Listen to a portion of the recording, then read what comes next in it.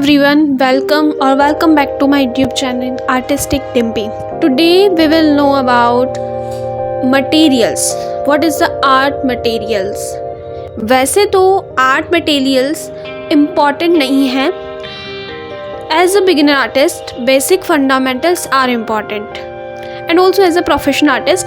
But एक time के बाद जब आपके फंडामेंटल्स क्लियर हो जाते हैं एंड आपने प्रॉपर स्किल्स पे वर्क कर लिया होता है, सो आफ्टर दैट आप वहाँ पे टूल देख सकते हो कि किस ब्रांड का है या फिर जो हमने आर्ट टूल्स लिए हैं वो कितने बेटर क्वालिटी के हैं एंड क्या वो अच्छा वर्क कर रहे हैं नहीं कर रहे हैं. एक्सपेरिमेंट भी कर सकते हो. But as a beginner artist आपको आर्ट टूल्स पर डिपेंड नहीं होना. एक टाइम के बाद अगर आपकी स्किल्स डेवलप हो जाती है तो स्किल्स डेवलप करने का जो प्रोसेस होता है जिसमें हमें टाइम लगता है, उस टाइम पे अगर आप आर्ट टूल्स का यूज़ नहीं करते हो, लाइक एक्सपेंसिव आर्ट टूल्स का, डिफरेंट मटेरियल्स का, तो वहाँ पे चल जाता है. एंड उसके थ्रू आप नॉर्मल जो आर्ट टूल्स जो हमें नीड होती है, जिन टूल्स की जो मेनली नेसेसरी होती है, जिस चीज़ की जो इम्पॉर्टेंट हैं, तो वो टूल्स आप यूज़ कर सकते हो रेगुलर बेस पे. जो भी हमारी जो मेन नीड होती है, तो वो हम आर्ट टूल्स के बारे में आज जानेंगे कि कौन से टूल्स इम्पॉर्टेंट हैं एंड क्या उनका बेनिफिट्स है एंड क्यों हमें वो यूज़ करने चाहिए. जो बेसिक आर्ट मटेरियल्स हैं, लाइक बहुत ज़्यादा एक्सपेंसिव एंड उसकी क्वालिटी, वो सब चीज़ें हम यहाँ पे नहीं देखेंगे क्योंकि अभी जो ये वीडियो है, जिनको अभी नॉर्मल आर्ट मटेरियल्स का नॉलेज नहीं है, ये उनके लिए है. So as a beginner artist आपको कौन से आर्ट टूल यूज़ करने चाहिए, कौन से आर्ट मटेरियल यूज़ करने चाहिए एंड बहुत ज़्यादा एक्सपेंसिव आर्ट मटेरियल्स क्यों नहीं ख़रीदने चाहिए. Because did you know Steven Spejuk uses a technique Fumage in which ये एक ऐसी टेक्निक थी जिसमें वो आग की लपटों से आर्टवर्क्स बनाते थे. आग की लपटों से वो जब आर्टवर्क बना रहे हैं तो यहाँ पे ये चीज़ आपको क्लैरिफाई करती है कि किसी भी आर्टवर्क को क्रिएट करने के लिए किसी एक्सपेंसिव टूल की नीड नहीं होती है. उसके लिए टोटली आपकी स्किल्स वर्क करेगी. अगर आपकी स्किल्स एक लेवल पे आ जाती है, एक प्रोफेशनल लेवल पे आ जाती है, अगर आपने ड्राइंग के बेसिक फंडामेंटल्स एंड प्रिंसिपल्स पे वर्क कर रखा है, सो आफ्टर दैट अगर आपके पास कोई एक्सपेंसिव टूल नहीं है, कोई आर्ट मटेरियल नहीं है एक्सपेंसिव, तो उसके बिना भी आप एक नॉर्मल आर्ट मटेरियल से भी आप आर्टवर्क क्रिएट कर सकते हो. एंड बहुत सारे आपने आर्टिस्ट देखे होंगे कि आप जो बहुत ओल्ड आर्टिस्ट होते थे उस टाइम पर बहुत ज़्यादा एक्सपेंसिव आर्ट मटेरियल्स नहीं होते थे. सो वहाँ पर जो बहुत फेमस आर्टिस्ट रहे हैं पहले के, वो भी जो टूल रहते थे, तो टूल कुछ भी हो सकता है. लाइक आप मिट्टी से बना रहे हो, आप पेंसिल से बना रहे हो, तो आप आग की लपटों से बना रहे हो, आप माचिस की तीली से बना रहे हो. सो टूल कोई भी हो सकता है. बट द थिंग इज़ कि आपको उसको यूज़ करने का वे पता हो एंड आर्टवर्क को क्रिएट करने का प्रोसेस पता हो.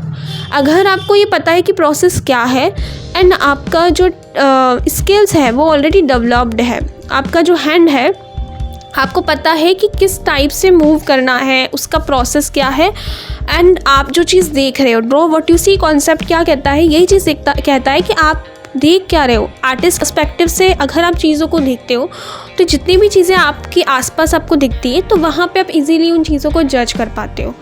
एंड एक नॉर्मल पर्सन के पर्सपेक्टिव में अगर हम देखें तो वो एक मग को भी मग देखेगा. अगर हम बाहर कहीं जाते हैं तो हमें बहुत सारे लैंडस्केप देखने को मिलते हैं. लैंडस्केप मतलब जो भी बाहर का नज़रिया है वो कैसा है, कहाँ पे स्काई है, कहाँ पे ट्रीज़ है, कहाँ पे क्या वैल्यूज़ है, कहाँ पे कितनी डार्कनेस है, कितनी लाइटनेस है.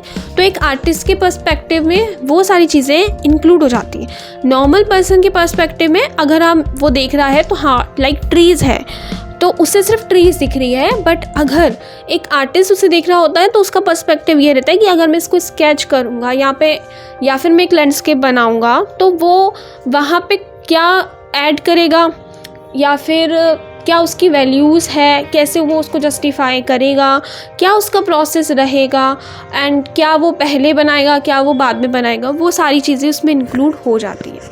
सो एट दैट टाइम वो ये नहीं सोचेगा. टूल का जो पॉइंट है वो बाद में आता है. पहले क्लैरिफाई करना आना चाहिए क्या प्रोसेस है, बेसिक लेवल जो बेसिक फंडामेंटल्स है, बेसिक प्रिंसिपल्स हैं, यानी कि आर्ट के कुछ प्रिंसिपल्स होते हैं कि आपको कौन सी चीज़ पहले करनी है एंड कौन सी चीज़ बाद में। फॉर एग्ज़ाम्पल जैसे कि बिगिनर आर्टिस्ट ये मिस्टेक करते हैं कि कोई भी आर्टवर्क जब हम क्रिएट करते हैं तो जो ड्राइंग वाला लेवल होता है, जब हम किसी आर्टवर्क के इंटरनल पार्ट को ड्रॉ कर रहे होते हैं उन पे उस वाली स्टेज को टाइम देके समझ के करना होता है। तो ड्राइंग वाला पार्ट होता है उसी को वो बहुत जल्दी कर देते हैं और उनका जो मेन मोटिव रहता है वो ये रहता है कि उसको वो फटाफट से कंप्लीट करें एंड फिर जो कलर वाला पार्ट है, वैल्यूज़ वाला पार्ट है, डिटेल्स वाला पार्ट है, उस पर वो आ जाए। यानी प्रोफेशनल आर्टिस्ट हुए हैं वो ये सोचते हैं एंड उनका ये कहना है कि किसी भी आर्टवर्क में आप जो भी आर्टवर्क क्रिएट कर रहे हो उसमें ड्राइंग वाला जो पार्ट है वो 98% होता है। 98% आपको ड्राइंग वाले पार्ट पे फोकस करना होता है एंड बाकी का 2% जो बचा हुआ है, लेस 2% जो भी है वो वैल्यूज़ का है एंड उसमें भी कलर्स वगैरह जो भी हैं आपको क्या ऐड करने हैं वो सब कुछ वैल्यूज़ में आ जाते हैं। लाइक अगर आपके पास फंडामेंटल्स प्रिंसिपल्स की नॉलेज प्रॉपर है, कौन सी चीज़ कैसे बनेगी वो आपको आता है, आप कोई सी भी चीज़ को ड्रॉ कर सकते हो, उसका प्रोसेस आपको पता लग गया है, आपकी स्किल्स डेवलप हो गई है। उसके बाद जो कलर वाला पार्ट है, वैल्यूज़ वाला पार्ट है 2% वाला, वैल्यूज़ में सिर्फ आपको ये देखना है कि डार्कनेस एंड लाइटनेस की आप वहाँ पे पहचान कर सको तो किसी भी कलर को आप यूज़ कर पाओगे, उसमें कोई इशू नहीं आएगा। वैल्यूज़ का प्रोसेस अगर आपको पता है कि कितना लाइट है, कितना डार्क है, कहाँ से आप उसको जस्टिफाई करोगे, जज करोगे एंड वो जो प्रोसेस है वो ही मेन प्रोसेस है, सब कुछ वैल्यूज़ के अंदर ही आता है। Let's know about some art tools. Number 1 pencil. Pencil is the most important tool because जब आप ड्राइंग वाले पार्ट पे वर्क कर रहे हो तो भी आपको पेंसिल की नीड होगी ही होगी। बट डजेंट मैटर कि आपके पास किस ब्रांड की पेंसिल है, मैटर ये करता है कि जैसे अगर आपके पास एक बेसिक नॉलेज होनी इम्पॉर्टेंट है कि कौन सी पेंसिल कब यूज़ होती है एंड क्या हम किस लिए क्यों यूज़ कर रहे हैं एंड इसका क्या बेनिफिट हो सकता है। सो आप किसी भी चीज़ में इन्वेस्ट करने से पहले आप सोच सको कि ये चीज़ आपके लिए आपके स्टेज के अकॉर्डिंग बेटर है या नहीं। सो जब हम पेंसिल लेते हैं तो जो नॉर्मल पेंसिल होती है या लाइक अप्सरा की आप ले रहे हो या फिर जो भी हम लिखने के लिए यूज़ में लेते हैं नॉर्मली वो HB में होती है या फिर वो नॉर्मल पेंसिल जो भी होती है, अगर उसमें HB नहीं लिखा है तो भी वो नॉर्मली HB में होती है क्योंकि वो ना ज़्यादा डार्क चलती है एंड ना ज़्यादा लाइट चलती है। So that's called HB। अब आता है what is H and B।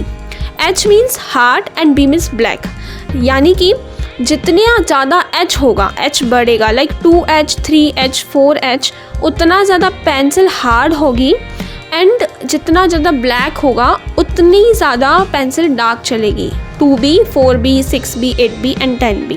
सो जो 10B वाली पेंसिल है वो बहुत ज़्यादा डार्क होगी as compare to 2B and जो 10H पेंसिल है वो बहुत ज़्यादा लाइट होती चली जाती है और वो बहुत ज़्यादा हार्ड होती है एंड जो 10B पेंसिल है वो जितना ज़्यादा डार्क होता चला जाएगा वो पेंसिल सॉफ्ट होती चली जाती है, तो वो बहुत ज़्यादा सॉफ्ट होती है। 10B मीन्स बहुत ज़्यादा डार्क है। तो लाइक अगर आप किसी फेस को स्केच कर रहे हो, फेस को ड्रॉ कर रहे हो तो जो हेयर वाला पार्ट है वो हम 10B से बनाएंगे। अगर हम कंपेयर करें वैल्यूज़ के फॉर्म में तो 10B इतना ज़्यादा डार्क होता है कि जो बिल्कुल डार्केस्ट एरिया है वो उसका वैल्यू वाला पार्ट जो है उसका वो उससे आप कंपेयर कर सकते हो कि कितनी ज़्यादा डार्क है। एंड लाइटेस्ट पार्ट जो है मतलब लाइटेस्ट जो पेंसिल रहेगी वो रहेगी जितना ज़्यादा आप H में लेते हो। सो बेसिक नीड जो है पेंसिल की वो ऐसे रहती है कि अगर आप एक्सरसाइजेस कर रहे हो, आप स्टडी कर रहे हो अभी, so as a beginner artist आपके पास कौन सी पेंसिल होनी चाहिए, कौन सी इंपॉर्टेंट है एंड कौन सी यूज़ आपको करनी चाहिए। बेसिक एग्जांपल के साथ हम इसे समझते हैं। लाइक आप एक्सरसाइजेस कर रहे हो एंड उसमें आपकी जो पेंसिल है उसकी लीड अगर आपको लंबी रखनी है, बिकॉज एक्सरसाइजेस के टाइम पे, स्केचिंग के टाइम पे जो हमारी पेंसिल होती है उसकी लीड को हमें लंबा ही रखना होता है। एंड ओवरहैंड ग्रिप के लिए भी हम लॉन्ग लीड का ही यूज़ करते हैं, वो बेस्ट होती है क्योंकि उससे पेंसिल ग्रिप ज़्यादा ब्रेक नहीं होगा, मतलब जल्दी ब्रेक नहीं होगा। तो उसमें हम HB पेंसिल यूज़ में ले सकते हैं एंड 2B और 4B पेंसिल भी हम लोग यूज़ में ले सकते हैं। बट जितना ज़्यादा आप सॉफ्ट पेंसिल यूज़ में लोगे तो वहाँ पे ब्रेक होने के चांसेस थोड़े ज़्यादा बढ़ जाते हैं। सो 10B pencil, 8B pencil and 6B pencil mostly हमें अवॉइड करनी होती है प्रैक्टिस के लिए, क्योंकि वहाँ पे प्रेशर जो है हमारा स्टार्टिंग में ज़्यादा पड़ता है पेंसिल पे एंड प्लस वो बहुत ज़्यादा सॉफ्ट होती है, तो इस वजह से उसके ब्रेक होने के चांसेस रहते हैं। सो हमें एक्सरसाइजेस के लिए एंड प्रैक्टिस के लिए कोई भी हम HB पेंसिल यूज़ में ले सकते हैं या फिर 2B पेंसिल भी हम लोग यूज़ में ले सकते हैं। अब बात करते हैं कि स्केचिंग। सो स्केचिंग में नॉर्मली हमें डार्क पेंसिल ही यूज़ में लेनी चाहिए। ऐसा क्यों? क्योंकि स्केचिंग में हमारे पास इरेज़र का ऑप्शन नहीं रहता है। लाइक स्केचिंग जो क्विक स्केचिंग होती है उसमें हमारे पास टाइम कम रहता है, कम टाइम के अंदर हमें पूरे फील को कैप्चर करना रहता है, वो मैटर करता है, प्रोपोर्शंस को जज करना होता है एंड सेकंड थिंग लेयर्स को ऐड करना होता है। लाइक पहले लाइट लेयर से स्टार्ट करके एंड उसमें लेयर्स को ऐड करना होता है। सो उस केस में इरेज़र हम यूज़ नहीं करते हैं क्विक स्केचिंग में, तो वहाँ पे हम डार्क पेंसिल, सॉफ्ट पेंसिल का यूज़ में लेते हैं एंड उसके लिए आपको 4B पेंसिल यूज़ में लेनी चाहिए जो ना ज़्यादा डार्क होती है, यानी ब्रेक होने के चांसेस थोड़े कम रहते हैं एंड 2B बहुत हार्ड हो जाती है like as compare to 4B और 6B, तो वो थोड़ी सी जो है उसमें आपको वो सॉफ्टली थोड़ी कम चलती है। तो 4B is the best pencil for sketching and 2B pencil, HB pencil आप एक्सरसाइजेस के लिए ले सकते हो। But if you are a commission work artist, यानी कि आप कमीशन वर्क्स भी लेते हो, तो आपके पास एक 8 लाइन का पेंसिल का पैक होना चाहिए जिसमें आपके पास 8B, 10B, 2B, 4B, 6B आपको आसानी से मिल जाती है, इजीली मिल जाती है किसी भी शॉप्स पे। सो वो आप यूज़ में ले सकते हो क्योंकि कमीशन वर्क करोगे अगर आप, तो वहाँ पे आपको सारी पेंसिल्स की नीड होगी वैल्यूज़ को क्रिएट करने के लिए, तो वहाँ पे आप ये सारी पेंसिल्स यूज़ कर सकते हो। एंड अप्सरा की बात अगर हम करें तो अप्सरा के कंपैरिजन में 8 लाइन की पेंसिल जो है वो बेस्ट रहती है। सो आप वो वाली अगर यूज़ कर रहे हैं, अगर आप मिशन वर्क के लिए यूज़ कर रहे हैं तो वो आप 8 लाइन की पेंसिल यूज़ करें, बट अगर आप एक्सरसाइज के लिए यूज़ कर रहे हैं तो आप कोई भी नॉर्मल पेंसिल जिसकी क्वालिटी अच्छी हो, जो ज़्यादा ब्रेक ना होती हो, वो आप यूज़ कर सकते हैं। सेकेंड नंबर पर आती है मैकेनिकल पेंसिल्स जो हम लोग नॉर्मली यूज़ करते हैं। सो मैकेनिकल पेंसिल्स में भी dark pencil and light pencils available होती है। एक होती है 2mm और एक होती है 0.5 mm। सो 2mm यानी कि बहुत ज़्यादा थिकनेस वाली जो पेन पेंसिल होती है वो होगी, लाइक उसमें 8B या 10B की लीड होगी, 10B की तो नहीं बट 4B या 6B की लीड उसमें होती है। और जो 0.5 mm है वो बिल्कुल पतली होती है। सो वही चीज़ है कि एक्सरसाइजेस के लिए आप जो हमारी 0.5 mm वाली पेंसिल है वो आप यूज़ कर सकते हो। 2mm की आप अभी के लिए अवॉइड कर सकते हो क्योंकि वो इतनी इंपॉर्टेंट भी नहीं है एंड क्योंकि हम जब स्केचिंग करते हैं तो वहाँ पे डार्क पेंसिल यूज़ तो होती है। बट पेन पेंसिल से स्टार्टिंग में हमें क्विक स्केचिंग नहीं करनी चाहिए क्योंकि एक कंट्रोल जो है वो आपका नॉर्मल पेंसिल से बैठेगा, तो पेंसिल पे कंट्रोल करने के लिए आपको पहले नॉर्मल पेंसिल का यूज़ करना चाहिए, ना कि मैकेनिकल पेंसिल का। थर्ड नंबर पे आती है चारकोल पेंसिल्स। एज़ यूजुअल आप लोग जानते होंगे कि चारकोल पेंसिल्स कौन सी होती है, जो कि चारकोल से बनी हुई होती है। चारकोल पेंसिल्स में आप ब्रांड देख सकते हो, एक अच्छी ब्रांड की चारकोल पेंसिल्स लेना बहुत ज़रूरी होता है क्योंकि जो नॉर्मल चारकोल पेंसिल्स होती है वो ब्रेक काफ़ी जल्दी हो जाती है and also charcoal pencil soft होनी चाहिए। तो डिपेंड करता है कि उसकी क्वालिटी अच्छी हो, क्योंकि चारकोल पेंसिल अगर आप यूज़ कर रहे हो तो वो सॉफ्ट होगी, तो अगर वो बार ब्लैक होगी तो उसके लेने का कोई सेंस नहीं है एंड ऑल्सो वो बहुत ज़्यादा एक्सपेंसिव भी होती है। तो आपको चारकोल पेंसिल ब्रांड देखकर ही लेनी चाहिए। नॉर्मल चारकोल पेंसिल्स होती है ब्लैक एंड वाइट के अलावा भी बहुत सारे शेड्स में मिल जाते हैं, but as a beginner artist आप चारकोल पेंसिल्स को अभी अवॉइड कर सकते हो, मतलब इंपॉर्टेंट नहीं है वो स्टार्टिंग में, तो आप चाहो तो उसको भी अवॉइड कर सकते हो। एंड ऑल्सो उसमें भी हार्ड, मीडियम एंड सॉफ्ट आता है। लाइक हार्ड जो बिल्कुल हार्ड चलेगी उसकी लीड हार्ड होगी तो वो लाइट चलेगी थोड़ा सा, एंड उसका जो ग्रिप होता है, ग्रिप वाला पार्ट वो थोड़ा सा हार्ड रहता है, मीडियम रहता है एंड एक सॉफ्ट रहता है। सॉफ्ट वाला बिल्कुल डार्क चलता है। इरेज़र, सो बेसिकली इरेज़र्स भी बहुत टाइप के होते हैं। तो सिंपल इरेज़र आपके पास होना चाहिए जो नॉर्मल इरेज़र होता है किसी भी ब्रांड का अगर आप लेते हैं तो, जो वाइट कलर का नॉर्मल इरेज़र हम लोग यूज़ करते हैं वो। सेकेंड नंबर पे आता है नीडेड इरेज़र, जो नॉर्मली आपको स्टेशनरी शॉप्स पे नहीं मिलता है एंड ऑनलाइन अवेलेबल हो जाता है। एंड 6 का वो पैक आता है, 250 के समथिंग कुछ रेंज उसकी रहती है एंड 6 का पैक आता है।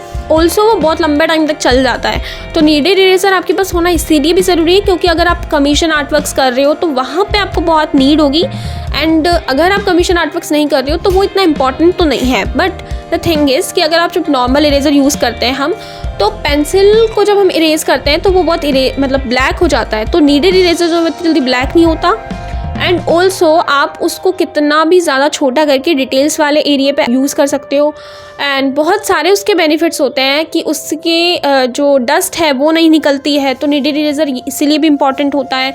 आप उसको किस भी टाइप पे ट्विस्ट कर सकते हो। लाइक आप देख सकते हो कि आपके सामने ये नीडेड इरेजर है और आप किसी भी वे में इसको ट्विस्ट करके यूज़ कर सकते हो, एंड डिटेल्स वाले एरिया के लिए ये बहुत ज़्यादा हेल्पफुल रहता है।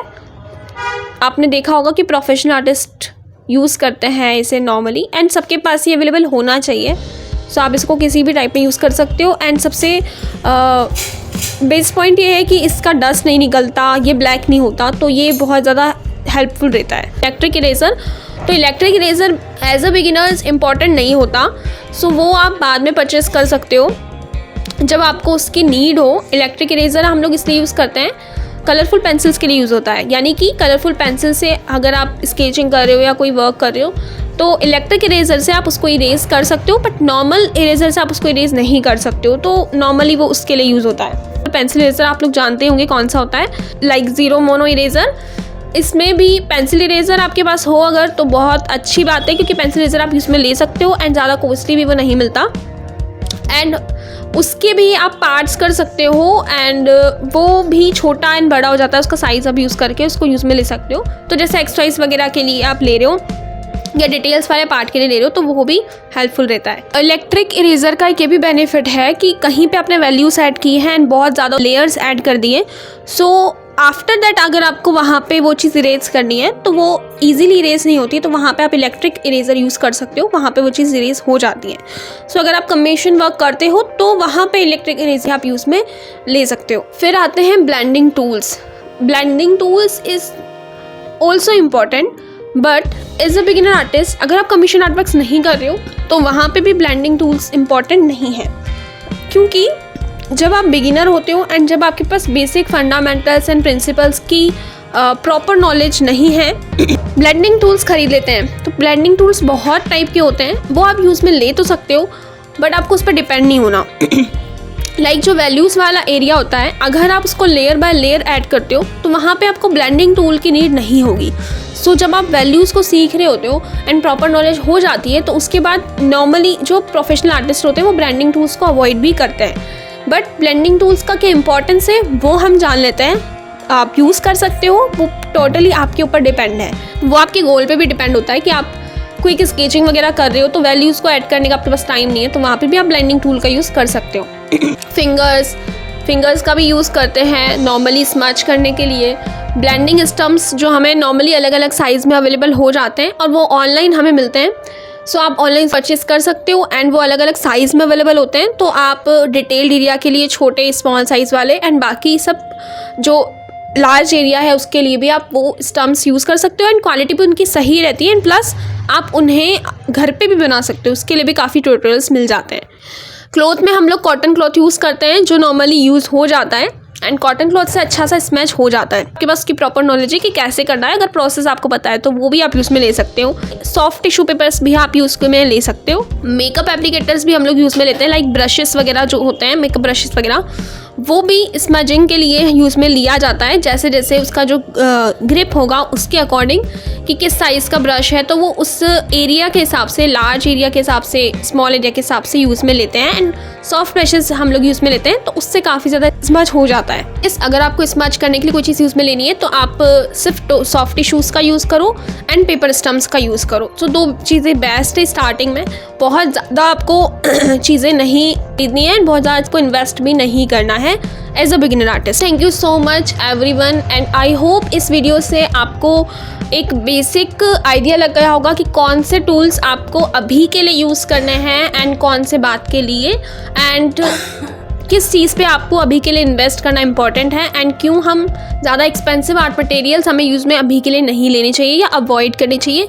And the main thing is कि skills are important, so tools पे डिपेंड नहीं रहना है, पहले अपनी स्किल्स को डेवलप करना है। फंडामेंटल्स एंड प्रिंसिपल्स, ड्राइंग के fundamentals and principles are important. And also मैं आप सबके लिए एक फ्री ई बुक लाई हूँ। सो ये ई बुक आप सबके लिए फ्री है। Type still life in the comment section and मैं वहाँ पे आपको इस ई बुक का लिंक पर्सनली शेयर कर दूँगी, तो ई बुक को डाउनलोड कर सकते हो। एंड ये जो ई बुक है वो स्टिल लाइफ के ऊपर है। As I said in the last video कि still life is the most important subject for study, for longer study. So as a beginner artist सबसे पहले आपको स्टिल लाइफ के प्रोसेस को समझना होता है, प्रोसेस को स्टिल लाइफ पे समझना होता है। एंड स्टिल लाइफ जो सब्जेक्ट होता है उस पर आप किसी भी प्रोसेस को ईजीली एंड लॉन्ग टाइम तक अच्छे से समझ सकते हो। उसके बाद आप नेक्स्ट सब्जेक्ट पे मूव कर सकते हो। सो उससे रिलेटेड पॉइंट्स मैंने इस ई बुक में कवर किए हैं, आपको उससे बहुत कुछ सीखने को मिलेगा। Don't forget to like and subscribe our channel for upcoming art lessons and art videos and hit a bell icon so that जब भी मैं कोई वीडियो अपलोड करती हूँ तो वहाँ पे आपको नोटिफिकेशन मिल जाएगा। मेरा एक व्हाट्सएप ग्रुप है जहाँ पे मेरे साथ में बहुत सारे आर्टिस्ट वर्क करते हैं एंड हम स्केचिंग करते हैं साथ में। अगर आपको उस व्हाट्सएप ग्रुप में ऐड होना है एंड आप भी चाहते हैं हमारे साथ में लाइव स्केचिंग करना, so 6377956217, this is my WhatsApp number. Send hi and type your name here. Bye bye, take care, lots of love.